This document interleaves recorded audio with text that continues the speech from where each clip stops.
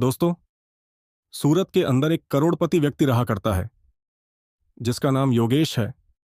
और योगेश की कई कंपनियों का मालिक है और उन्होंने अपनी सारी कंपनियों पर मैनेजर रखे हैं। जो मैनेजर पूरा लेखा जोखा उसे घर पर ही दिखा दिया करते हैं, यानी कि रुपए पैसों को उसके पास कोई भी दिक्कत नहीं है। अच्छी तरह से उसका समय गुजार रहा है। वह घर पर अपने परिवार के साथ रहा करता है। उसका एक लड़का है जिसकी उम्र 17 साल है। एक दिन सुबह सुबह वह अपने घर के गार्डन में बैठकर पेपर पढ़ रहा था और साथ में चाय की चुस्कियां ले रहा था। तभी अचानक से उसके बेटे का एक दोस्त उससे मिलने के लिए आता है। योगेश बैठा अपने बेटे और उसके दोस्त को देख रहा था और देखने के बाद उसे अपने एक दोस्त की याद आ जाती है। इसके बाद योगेश होता है, वह अपने दोस्त से मिलने का फैसला करता है और घर के अंदर जाकर अपनी पत्नी से सामान पैक करने के लिए कहने लगता है और कहता है कि हमें अपने दोस्त से मिलने के लिए जाना है। तो उसकी पत्नी उससे पूछने लगती है कि कौन सा दोस्त और किससे तुम मिलने जा रहे हो। तो वह कह देता है कि मैं अपने दोस्त मोहनलाल से मिलने के लिए जा रहा हूं। इस नाम को सुनते ही उसकी पत्नी एकदम से इस बात के लिए तैयार हो जाती है और कहने लगती है कि ठीक है, मैं सामान पैक कर लेती हूं और हम दोनों चलेंगे। उनसे मिलने के लिए पत्नी सामान पैक करने लगती है, लेकिन तभी जो योगेश होता है वह बाहर आता है और बाहर आकर अपने बेटे से भी तैयार होने के लिए कहने लगता है। अब बेटा पूछता है कि पिताजी हम कहाँ जा रहे हैं। तो वह कहता है कि एक खास आदमी है और उससे तुम्हें मिलना है। इस बात को सुनकर बेटा कहने लगता है कि पिताजी आप चले जाओ। लेकिन पिता कहता है कि नहीं बेटा, तुम्हारा उससे मिलना जरूरी है। इसके बाद बेटा भी अपने पिता के साथ जाने के लिए तैयार हो जाता है और सभी लोग तैयार होकर वहां से निकलने लगते हैं। धीरे धीरे सफर तय होता है और सफर तय करने के बाद वह लोग सीधा बिहार पहुंच जाते हैं। अब बिहार आने के बाद जो नाम का व्यक्ति होता है वह वहीं के एक नज़दीकी बैंक में जाता है और बैंक से लगभग 10 से 12 लाख रुपए निकाल लेता है। मैं बैठने के बाद इस सफर को दोबारा से तय करने लगता है। अब जैसे ही बेटा देखता है कि पिता ने ढेर सारे पैसे निकाले हैं, तो वह उससे पूछने लगता है कि पिताजी, आपने इतने सारे पैसे क्यों निकाले हैं। इस बात को सुनकर पिता मुस्कुराने लगता है और कहने लगता है कि बेटा, इन पैसों की जरूरत है। किसी का मुंह पर कर्ज है और उस कर्ज को मुझे चुकाना है। अब यह बात बेटे को बिल्कुल भी हजम नहीं होती है, क्योंकि उसके पिता काफी पैसे वाले थे, तो उनके ऊपर किसी का कर्ज होना बिल्कुल भी पॉसिबल नहीं था। तो वह कहने लगता है कि पिताजी, आप क्यों मेरी टांग खिंचाई कर रहे हो। आपके ऊपर भला किसका कर्ज है। तो वह कहने लगता है कि ठीक है बेटा, अगर ऐसी बात है तो मैं तुम्हें एक छोटी सी कहानी सुनाता हूं। उस कहानी को सुनने के बाद बताना कि मुझ में पर कर्ज है या नहीं है। तो बेटा भी इस कहानी को सुनने के लिए उत्सुक हो जाता है और माँ इस बात को देखकर समझ गई थी कि अब उसका पति अपने बेटे को कौन सी कहानी सुनाना चाहता है। तो इसी वजह से गाड़ी में बैठी बैठी वह मुस्कुराती रहती है और पिता अपने बेटे को कहानी सुनाने लगता है। वह कहता है कि बेटा, समय था 1995 का।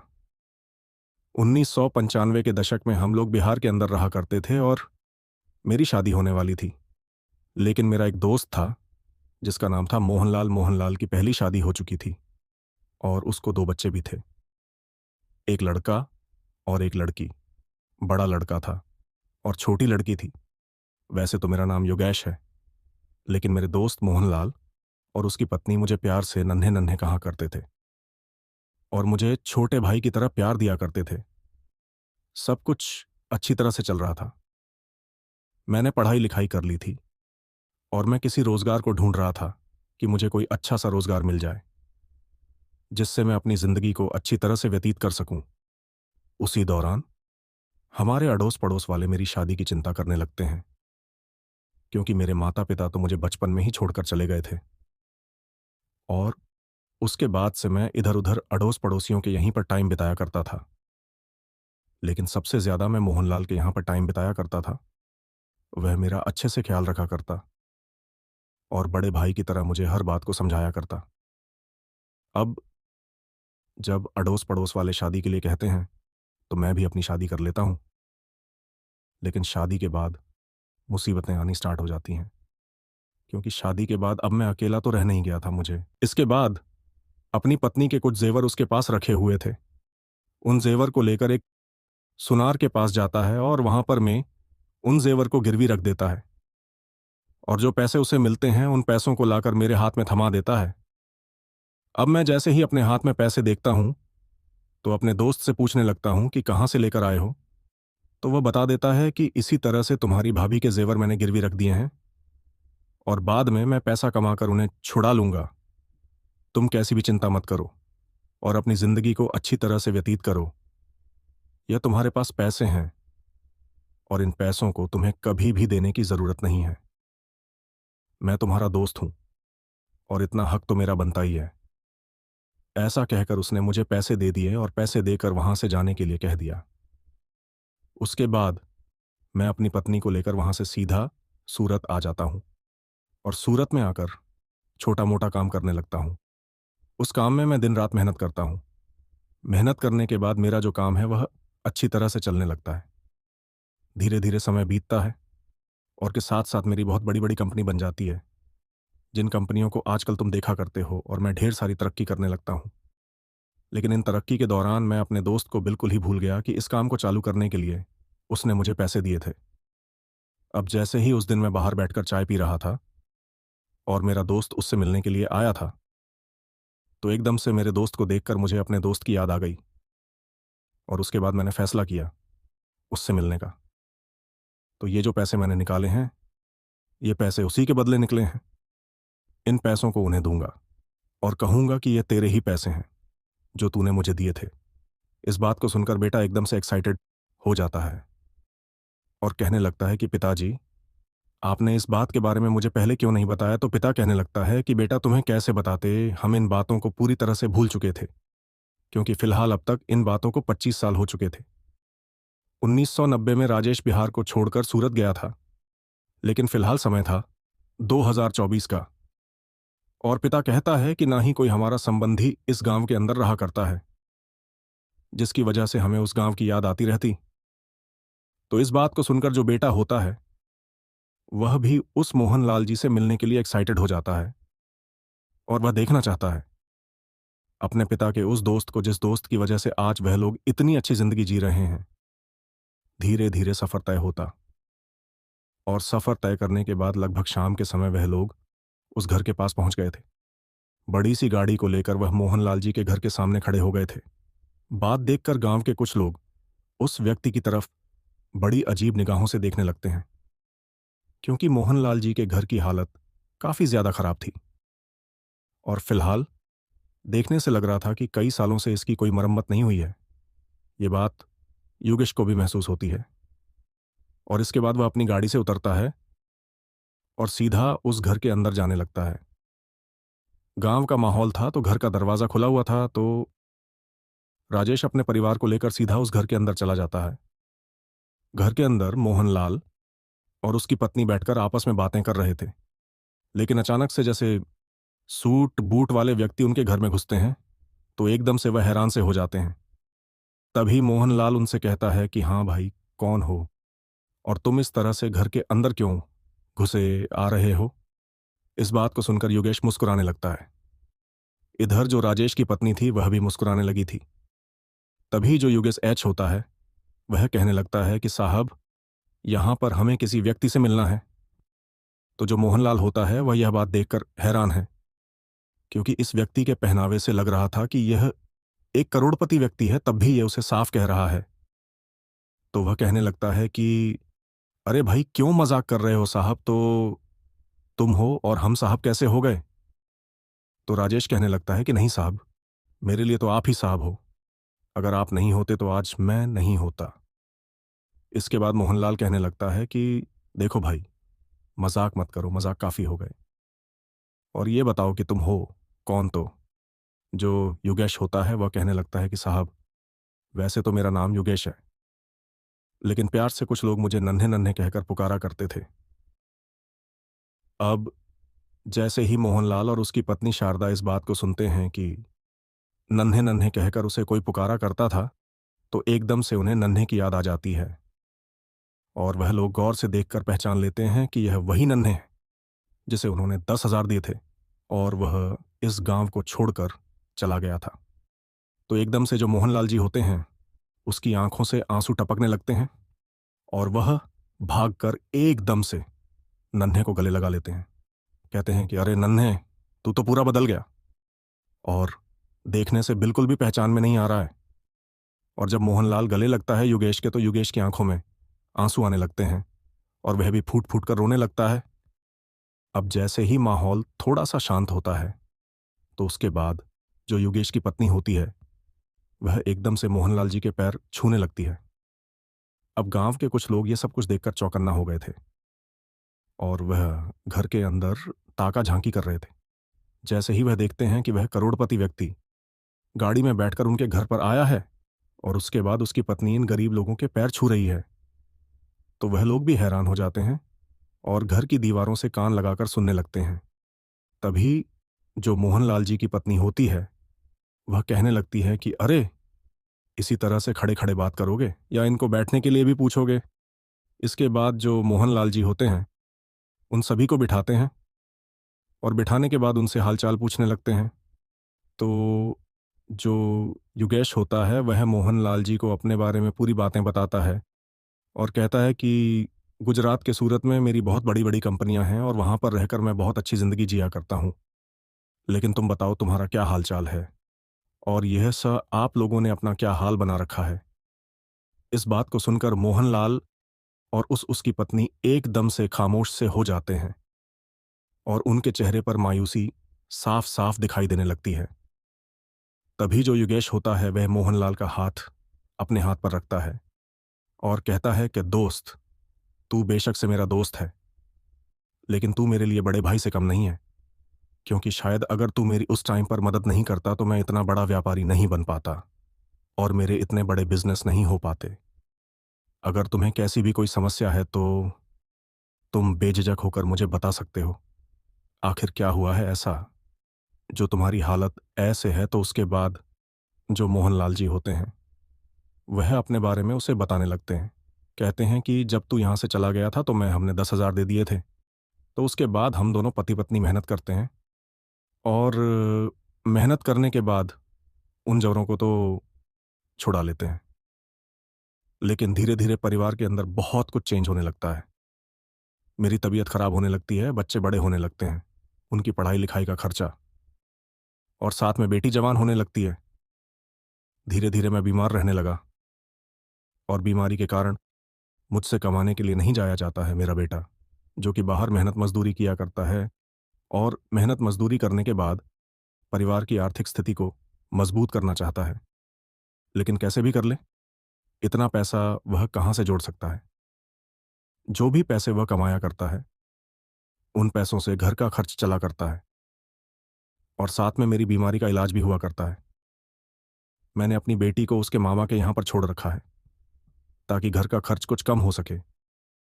और इन बातों को बताते हुए मोहनलाल जी एक एक बार फिर से फूट फूट कर रोने लगते हैं और उनकी पत्नी शारदा की आंखों में भी आंसू आ जाते हैं। तो राजेश और उनकी पत्नी दोनों उनको संभालते हैं और उसके बाद उस ब्रीफ केस को, जिस ब्रीफ केस के अंदर ढेर सारे रुपए थे, उसको उनके सामने रखते हैं और कहते हैं कि देखो, मैं तो तुम्हारा कर्ज चुकाने के लिए तुम्हारे पैसों को लेकर आया था, लेकिन लगता है अब तुम्हें इनकी कोई भी जरूरत नहीं है। इसके बाद मोहनलाल कहने लगता है, अरे भाई, मैंने तुमसे कह तो दिया था कि यह कोई कर्ज नहीं है, यह तो हमारा प्यार है जो हमने तुम्हारे लिए किया था। वह लोग इसी तरह की बातें कर रहे थे और तभी यहां पर जो मोहनलाल जी होते हैं उनका बेटा आ जाता है जो कि अब तक मजदूरी कर रहा था। और इसके बाद जैसे ही वह घर के अंदर इन लोगों को बैठे देखता है तो एकदम से हैरान हो जाता है। तभी मोहनलाल जी अपने बेटे को इशारा करते हैं और उसे अपने पास बुलाकर बिठा लेते हैं। वह योगेश से कहते हैं कि योगेश, यह है मेरा बेटा जो कि मेहनत मजदूरी करके अपने परिवार की आर्थिक स्थिति को मजबूत करना चाहता है। तो योगेश मोहनलाल जी के बेटे से पूछने लगता है कि बेटा, तुम क्या किया करते हो? तो वह कहता है कि अंकल जी, पढ़ाई लिखाई तो की थी, लेकिन परिवार की कंडीशन की वजह से मुझे मेहनत करना ही अच्छा लगा, तो मैं मेहनत किया करता हूँ। साथ में गवर्नमेंट जॉब की तैयारी भी कर रहा हूँ। इस बात को सुनकर योगेश उसे शाबाशी देता है और कहता है कि बेटा, मेहनत करते रहो, मेहनत का फल हमेशा मीठा होता है। तो जो मोहनलाल का बेटा होता है, वह अपने पिता से इन सभी चीज़ों के बारे में पूछना चाहता है कि यह लोग कौन हैं और यहाँ पर ये क्या कर रहे हैं। और ये भाव उसके चेहरे पर साफ साफ दिखाई दे रहे थे। योगेश इन भावों को पढ़ लेता है और तभी वह मोहनलाल के बेटे को बता देता है कि बेटा, मैं जानता हूं कि तुम क्या जानना चाहते हो और जो कुछ भी तुम जानना चाहते हो उन सभी चीज़ों के जवाब तुम्हें मिल जाएंगे, लेकिन उससे पहले तुम्हें मेरे साथ चलना होगा। इसके बाद योगेश उठने लगता है, लेकिन तभी मोहनलाल कहता है कि कहाँ ले जा रहे हो तुम इसे। तो वो कहता है कि मेरे बीवी बच्चे यहीं पर हैं, तो चिंता मत कर, तेरे बच्चे को किडनैप नहीं करूंगा, बस मुझे इससे कुछ काम है। ऐसा कहकर वह मोहनलाल के बेटे को अपने साथ बिठा है और वहां से गाड़ी लेकर चल देता है।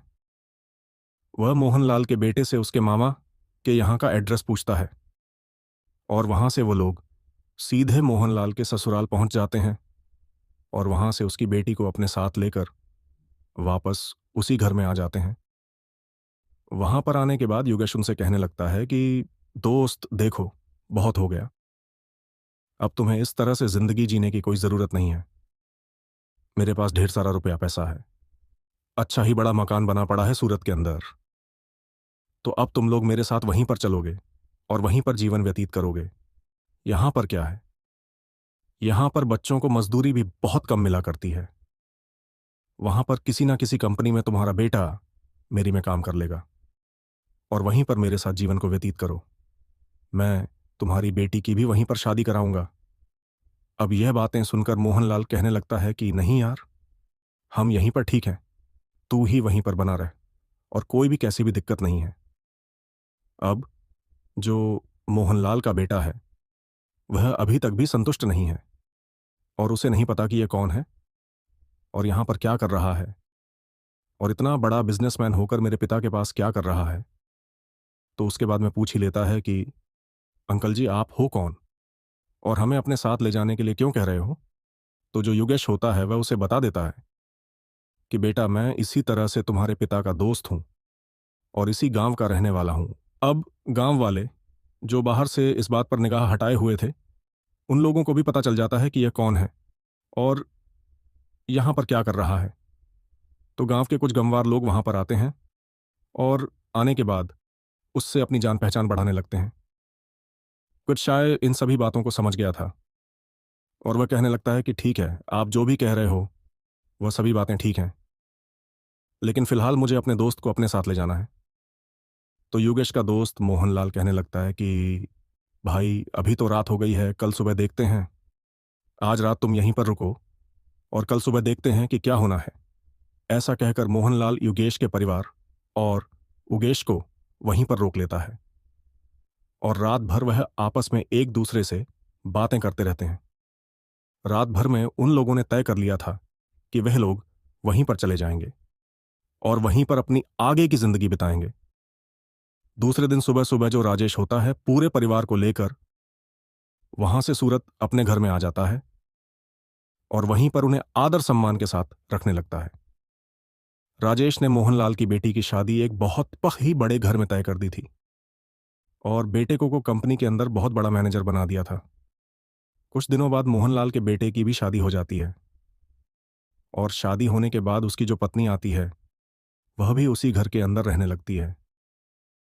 इसके बाद मोहनलाल का बेटा अपने लिए एक अलग से मकान खरीदता है और उसके अंदर अपनी पत्नी के साथ रहने लगता है।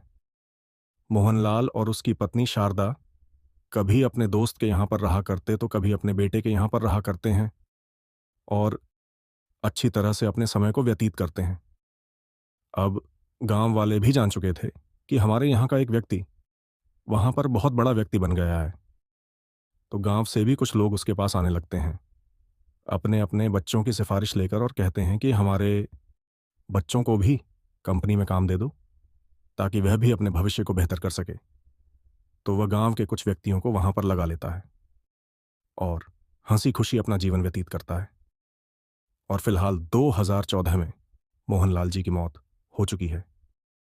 उसका बेटा सूरत के अंदर वहीं पर रहा करता है और उसके 3 बच्चे हैं। योगेश के बेटे की भी शादी हो गई है और शादी होने के बाद उसके 2 बच्चे उसके साथ रहा करते हैं। योगेश का बेटा और मोहनलाल का बेटा भी इसी तरह से एक दूसरे के अच्छे मित्र हैं और मोहनलाल का बेटा योगेश के बेटे को छोटा भाई समझा करता है। तो दोस्तों, ये थी आज की कहानी। आप लोगों को कहानी कैसी लगी कमेंट बॉक्स में बता देना। वीडियो अगर अच्छी लगी तो वीडियो को लाइक और चैनल को सब्सक्राइब ज़रूर करें ताकि हमें थोड़ा सा हौसला मिले। आप लोगों के लिए ऐसे ही अच्छे अच्छे वीडियो बनाने के लिए इन कहानियों को सुनने का उद्देश्य किसी को परेशान करना बिल्कुल भी नहीं है। ये कहानी आपको इसलिए सुनाई जाती है ताकि आप लोग इन कहानियों में से कुछ ना कुछ सीख सको और अपने जीवन में उस चीज़ को अप्लाई कर सको। मिलते हैं किसी